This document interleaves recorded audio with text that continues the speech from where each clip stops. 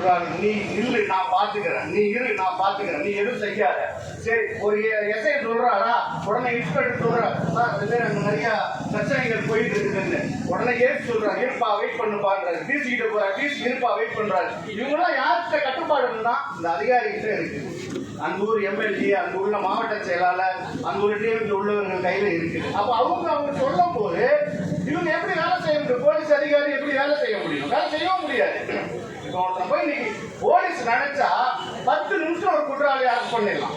இன்னைக்கு ஆம்ஸ்டாங் ஒரு பெரிய தலைவர் இலக்கிற்கு இந்த அரசாங்கம் பதில் சொல்லியே தீர வேண்டும். உண்மையான குற்றவாளி இன்னும் அரெஸ்ட் பண்ணவில்லை. எல்லாரும் தலைவரும் அதை கூறுகிறார், அது நானும் சொல்லுகிறேன். உண்மையாகவே ஆம்ஸ்டாங்கை கொன்றது உண்மையான குற்றவாளி எதற்கு? இதுவே ஒரு மத தலைவர், ஒரு ஒரு சமுதாயத்தின் தலைவர் இறந்து விட்டால் மீறி மக்களுக்கு எங்க ஆதரவு இருக்கிறது, பாதுகாப்பு இருக்கிறது? ஒரு சாதாரண அடிப்படையில் ஏதாவது ஒண்ணு எதிர்த்து பேசிவிட உடனே அவர் காலி பண்ணி விடுறது, ஒரு கொலை செய்து விடுகிறது. இப்படி இருந்தால் மத தலைவர், இது சமுதாய தலைவருக்கே இப்படி இருந்தால் அப்ப சாதாரண எங்களை மாரி வியாபாரிகளுக்கு நான் இருக்கிறது அதிகமா பாதிப்படுறது எங்களை மாரி வியாபாரிகள் தான். முதலில் எங்க கடையை தான் உடைக்கிறார்கள்.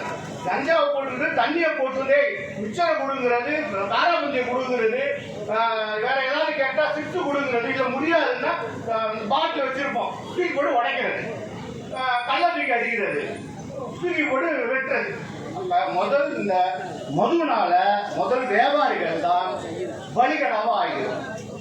அதனால இந்த மதுவை தயவு செய்து நிப்பாட்டி விட்டு அனைத்து மாநிலத்திலும் கள்ளுக்கடை திறப்பதற்கு அனுமதி கொடுத்தால் மிகவும் நல்லாவும் மக்களும் சந்தோஷமா இருப்பார்கள். ஒரு காலத்துல குடிச்சு ஒரு மர வியாபாரிகளும் கல்லு இருக்கும், அவங்க போவாங்க, சாப்பிடுவாங்க, தூங்கிடுவாங்க, அவ்வளவுதான் தெரியும், போடலாம் ஆரோக்கியமா. இன்னைக்கு அப்படி கிடையாது. இங்க 200 ரூபாய் விற்கிறா, 250 ரூபாய் விற்கிறா, காசு இல்லையா, அங்க 25 ரூபா 35 ரூபா கொடுவான்னு குடிச்சிட்டு செத்து போயிடுறாங்க. இதுக்கு நம்மளுக்கு எவ்வளவு பெரிய இழப்பீடு, எவ்வளவு பெரிய சமுதாய சீர்கேடு.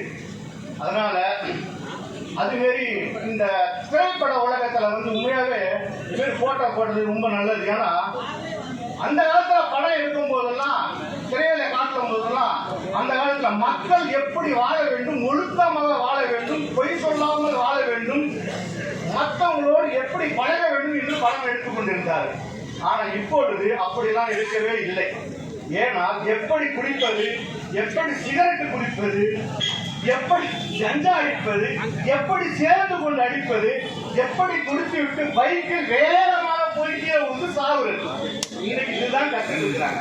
நான் சென்னையிலிருந்து கிளம்பி கன்னியாகுமரி, இந்த கோயம்புத்தூர் இந்த சைடுலாம் போனா 18லேருந்து 22, 23 வயசு பசங்க போர்டு தான் கண்ணிடம் சரி போர்டு வச்சுருக்காங்க. நீங்க வேணா நான் பாருங்க, நீங்களும் கவனிச்சிக்க மாட்டீங்க, நீங்களும் இப்ப கவனிச்சு பாருங்க.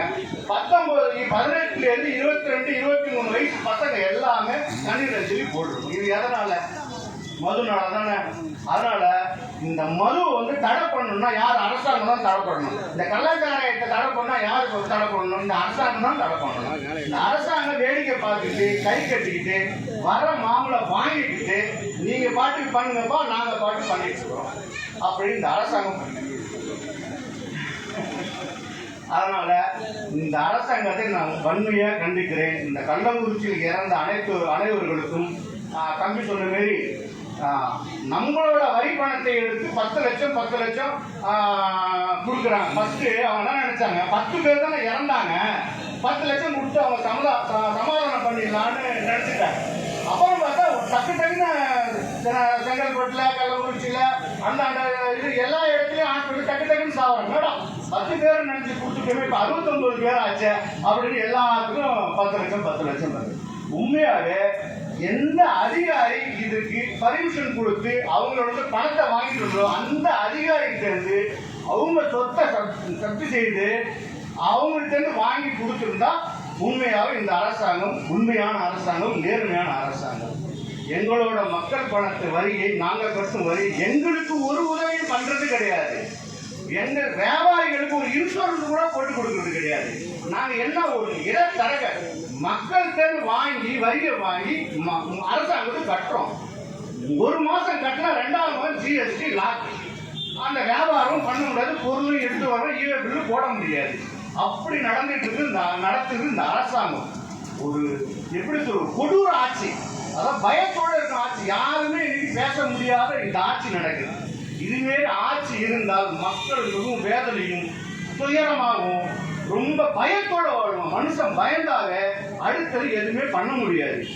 நிம்மதியா அந்த காலத்துல வீட்டுல விட்டுட்டு போவோம், ஊருக்கு பசங்களை விட்டுவோம், கொண்டாடுவோம், பிள்ளைங்களை விட்டு போவோம். இன்னைக்கு விட்டுட்டு போக முடியுது அவங்களால? சொல்லுங்க, நீங்களே சொல்லுங்க.